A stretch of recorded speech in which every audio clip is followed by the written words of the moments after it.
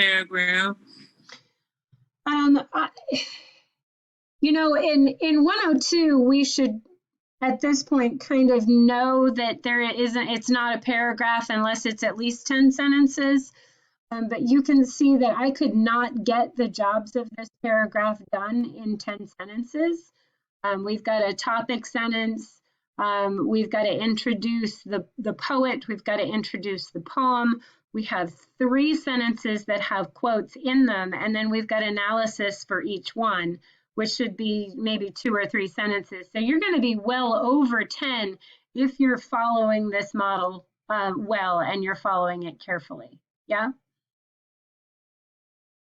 I don't like the idea of students going 1, check, 2, check, 3, check, and then they get to 10 sentences and they're like, there, I'm done. I don't like that. I don't like that attitude.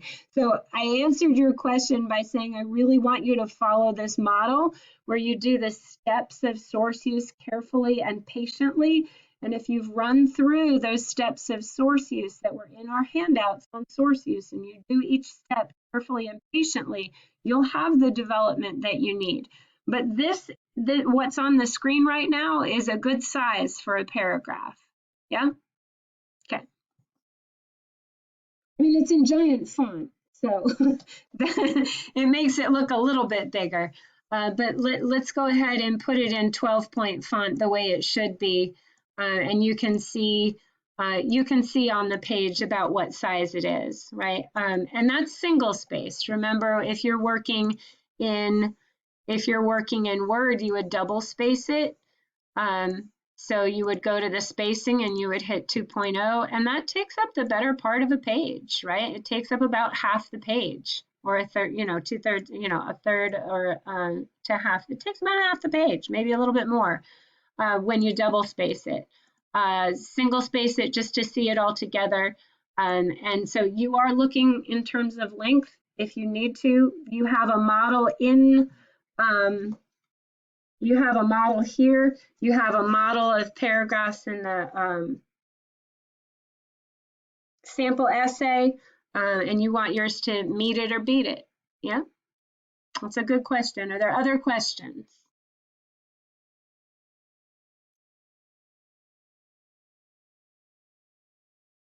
How many poems do you need to discuss? 3. 3, correct. How many poets? How many poets do you need to discuss? 2. So if you want to do 2 poems by County Cullen, that's fine, as long as the third is by Langston Hughes or Gwendolyn Brooks or Robert Frost or whoever else you choose. Yeah. All right, you can do 2 Elizabeth Bishops if you want to. You can do 2 Robert Frosts if you want to, but the third needs to be an additional poet. Yes, sir. Mr. Jackson. I just wanted to bring this up from the comment that you made in my thesis statement before. It's about the definition of racism. Well, I do agree with your point. I will say that I kind of want to keep it, especially considering the fact that I'm pretty sure there are several people out there who either don't know the concept of it, or we either turn a blind eye to it and don't know much about it. Okay. That's why I still want to keep it on there. You can keep a definition of race. You can keep your definition of racism there, but if you use a dictionary definition, you need to tell me which dictionary, you need to quote it, and you need to put in a citation, and then that dictionary needs to be in your works cited list.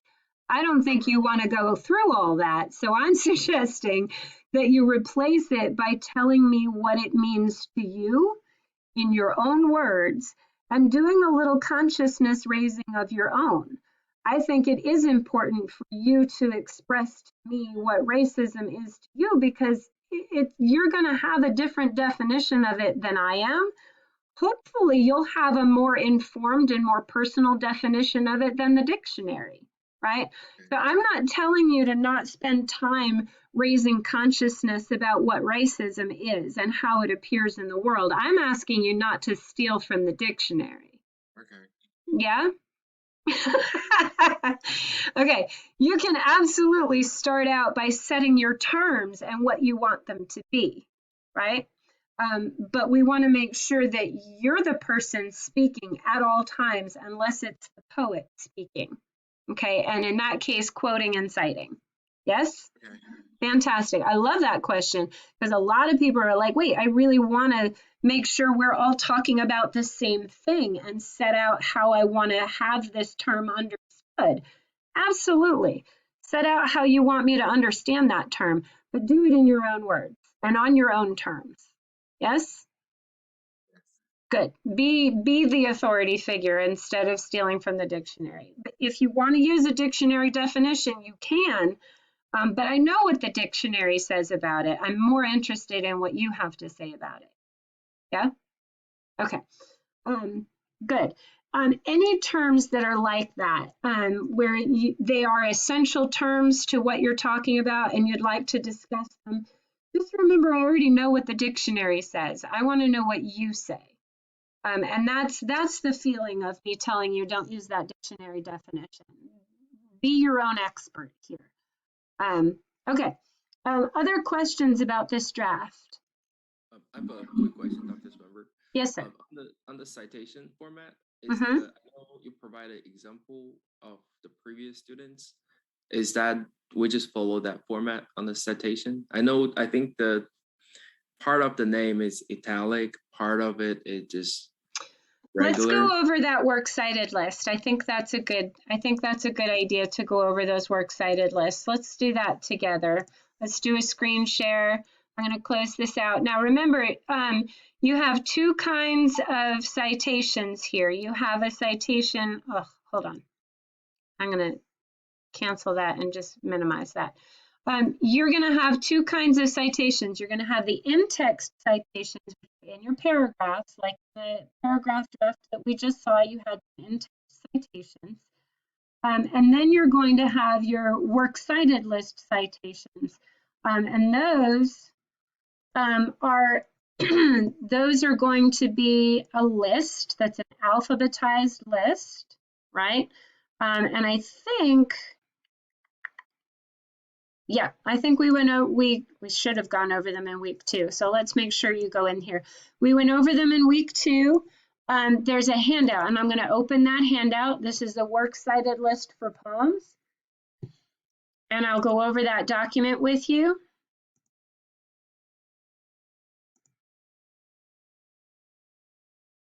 And we'll build one together. Okay? All right. So I'm going to make this bigger so that we can see it together. Citing a poem that you found online. That's everybody here because I'm giving you the online links. Okay? You start with the author's name. You put their last name first and then their first name. So it would be Starks, Amber, period. Okay? And then the poem title in quotation marks with a period, and the period goes inside the quotation marks. The website title will be in italics, so that's Poem Hunter or Poetry Foundation or what have you. The date the poem was posted, if you have it, and we'll look at the format for that. You have the publication medium, which is web, and the date you accessed the poem. So they're going to look like these. All right, so you have Frost, Robert, period. Fire and Ice, that's the title of one of his poems, period. I found it on Poem Hunter. Poem Hunter published it on the 18th of August in 2014. They published it on the web. I accessed it last on February 4th, 2020. Okay. Is there a URL here or a web address? Is the website link in there? No, it is not. Okay, good. A lot of what I'll see for mistakes in this is people copy the website address from their browser and put it in as their works cited entry. And that's what my daughter does in 4th grade, but we're not in 4th grade. Right, so we want to move beyond that. We want to use this MLA format for it, yes? Okay, so let's build one together. Okay, let's go to our poems. I'm going to grab that Emily Dickinson poem. And this is something that we have to turn into when we do the final draft. It's going to be in both drafts. right? If we went over it in week 2, it was supposed to be part of that week 2 draft. I'm gonna go to week 2 for a second here because I want to make something really, really, really clear. And this is why I'm actually I know I'm being a little bit of a jerk and saying, yeah, everybody's drafts were late when there wasn't a date. And I know that people are annoyed by that, but I want to show you something. This says it is week 2. And you know for sure that if it's in week 2 and it's a handout, you're supposed to read it. And if it's a video, you're supposed to watch it. And if it's an assignment, you're supposed to do it. And the deadline for anything that says week 2 on it is supposed to be the end of week 2. So if you are using your activity stream, you're going to miss it. If you look in week 2 and it doesn't have a deadline is Sunday. Okay, and I'm not addressing this to Amber. She's just the last person who spoke because only I see it, but I know. I just missed it. I was just like, well, I'm not gonna worry about it. We'll probably go over it in class. Right. So that's why I didn't do it. But Amber, 3 people turned it in. So you're the only one who's just being upfront about it. So don't feel alone. Don't feel called out. Okay.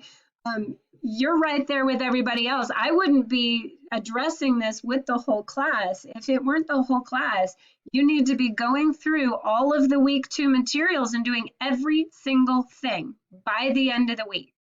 And if I make a mistake, you fix it. Or you reach out to me on Wednesday and say, I see something in here. I don't see a deadline for it. Is this due on Sunday? And I'll go, it sure is. And I'll go in and put the deadline in.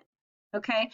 But the bottom line is this is a mini term and we don't have time to mess around with the, oops, you didn't put a deadline in it, so I didn't do it. If it's in week 2, you got to do it. We don't have time for that mess. So now we've got to catch up. And I love you.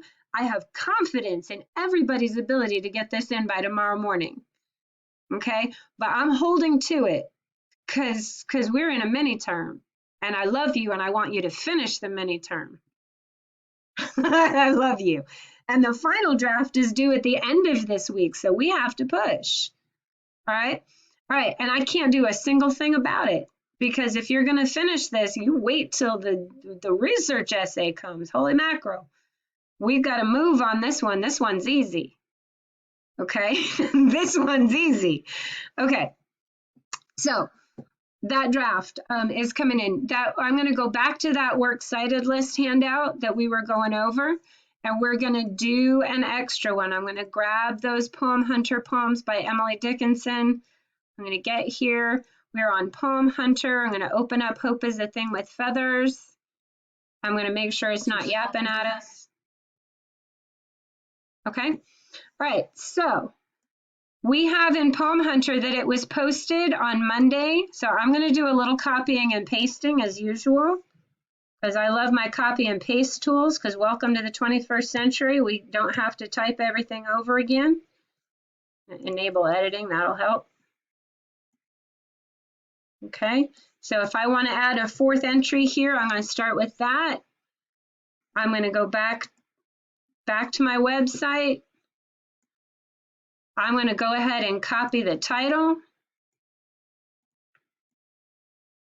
Please don't copy the title as Hope is a Thing with Feathers poem by Emily Dickinson. That's not the title, y'all. The title is just Hope is a Thing with Feathers. So make sure you're copying the correct thing. I'm going to put that in front of it. Okay. And it's Emily Dickinson. So I'm going to write Emily Dickinson. And I'm going to check it on the website, make sure I've spelled her name correctly. I and an I. Hope is the thing with feathers and dash. Oh, shush. That perches in the soul and dash. Okay. And sings the tune without the words and dash. And never stops and dash at all. And that's annoying. All right. And then I'm going to make sure that I know it comes from poemhunter.com. I'm going to copy just that part. I'm going to put that in here. All right. Now I've got the basics, but does this look like it's in the correct format, y'all? No, that's a hot mess. Okay, so the first thing I'm going to do is I'm going to get it all in a 12-point font. It's going to all be in regular font, not bold, and we're going to start there. What's the first thing I need to change? Let's hear from one of you. John, what's one of the first things I need to change? You need to change the poemhunter.com part. Yes, sir, I do. So I'm going to change it to poem. I'm going to put in a space. I'm going to put in the capital. I'm going to get rid of the .com, correct? Anything else that I need to do? Put the name of the poem in quotation marks. I'm going to put the name of the poem in quotation marks. That's another thing I need to do. Italicize the poem hunter as well. Italicize Poem Hunter. Beautiful. Is there a period at the end of Poem Hunter or no? Yeah, no. No. Good. Put the What last else? Put Dickinson in front of Emily. Do you need a period at the end of 2003? Oh, that date is not in correct format yet, is it? No. Okay, so the date format is supposed to go day, month, year. So how do I get that to look right? First of all, I get rid of the Monday, right? Yes. And then I do 13, and what do I abbreviate January to? Jan, period, 2003, and then what? Period. Good. What else? Emily. Period after Emily. Yes. What else? Hanging in it. Well, we After feather. if the entry goes to 2 lines, then we'd have a hanging indent. Let's see if it does. What else? Do we put a period after feathers? Yes, ma'am. And before those quotation marks. What else? Is the capitalization correct here? No. Okay, so now it's correct. You standardize the capitalization. Yes. What else? Does is supposed to be capitalized? Yep, it is. Good question. What else?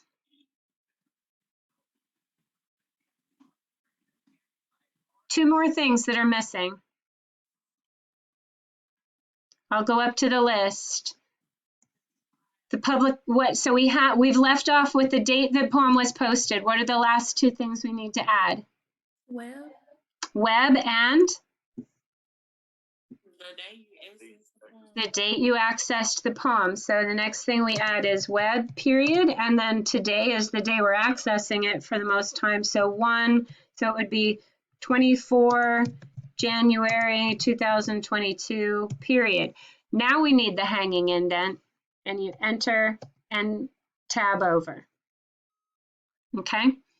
Is there anything else that's missing, or do we have one there? Is this entry in the correct place in this list? Oh, no. No, Oskin, where should it go? At the top, closer to the top. Right, why? Before or after Frost? Before.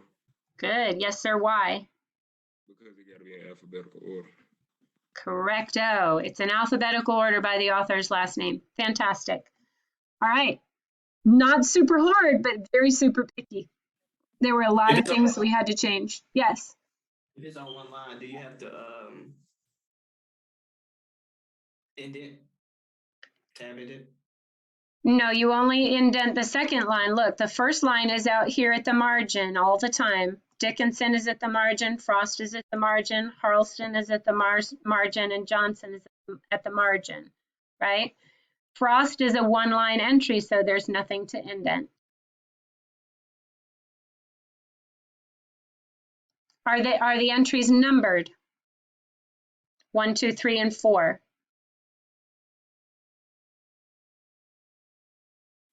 No. No, they are not. Are they double spaced? Yes, they are. Fantastic. Okay, and that's it. How many should you have? 2 or 3. Is it at least 3? 3, 1 for each poem. Each author in each poem. Right. And if you quote the dictionary, you better put the dictionary in there, and you'll have to go to Google and look up the format for how to cite a dictionary in a works cited list, and it's a pain in the butt. So I recommend just using the prompts that I've provided. If you use any other materials, you have to add another entry, which is why I'm encouraging you not to fuss with that right now and just use your own brains and the poems. Okay, it makes it easier for you. But if you use something else and it's not in the works cited list, that's a plagiarism discussion. So don't use anything else and pretend you didn't. Okay, stop the share. Are there other questions? If you're using a poem from or two poems from one author, you do have to like separate citations, right? Yes, that's a wonderful question. You would do separate citations, and if you have two by Robert Frost, you would list Robert Frost twice, and then you would alphabetize by the first significant word in the title. So road not taken would come after mending wall, right? Because R is after M. Okay, great question, really smart. Any other questions about the works cited list part of the draft? Where does the works cited list go? Is it in a separate? Towards the end of your paragraphs. It's after your paragraphs, correct. It's on the last page. It should be on a page of its own. So if your paragraphs end at the top of a page, you'll hit enter until you can put that list on the next page. So it's by itself. But it's in the same document. Please don't submit it as a separate document. It should be in the same document. Yes, ma'am. Awesome, great. Other questions about the draft? Okay, I know I'm being a bit of a jerk in making you get this in tomorrow morning and considering it late. Now remember, I'm not going to mark your grade down because it's late, but you do have to get it in. It's got to be in there. It was due on Sunday. I love you very much. This is a moment of uncomfortable love, but it will be productive for you, right? It'll do two things for you. Number one, it will make sure you get the feedback on the draft that you need before it gets turned in to be a final essay. And number two, it's going to give you that uncomfortable thing that says, oh, it was in week 2. I should have done it. And next time I'm in that same boat, I'm going to do it. Yes? Okay. Sometimes learning is uncomfortable. It's what motivates us to get better and stronger, and you can do this. I had every confidence in every single one of y'all's ability to catch up by tomorrow morning, but you're going to have to do it. Yes?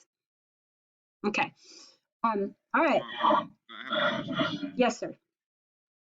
So for the grade that we got for for it being late, is it gonna update the grade? Yes, sir. You will not be stuck with an automatic 0. That's correct. You'll get a grade for it. It will not be an automatic 0. The automatic 0 is in there to make sure you're uncomfortable until it gets turned in. Yes, ma'am. Okay. But I'm going to grade them by, remember I told you I would have them graded by Wednesday morning, yes? So the next time we meet at 8:30, I'll have them graded and you'll be able to look at your feedback and ask me questions about your feedback. Okay? All right, Yes, y'all. ma'am. I have a question.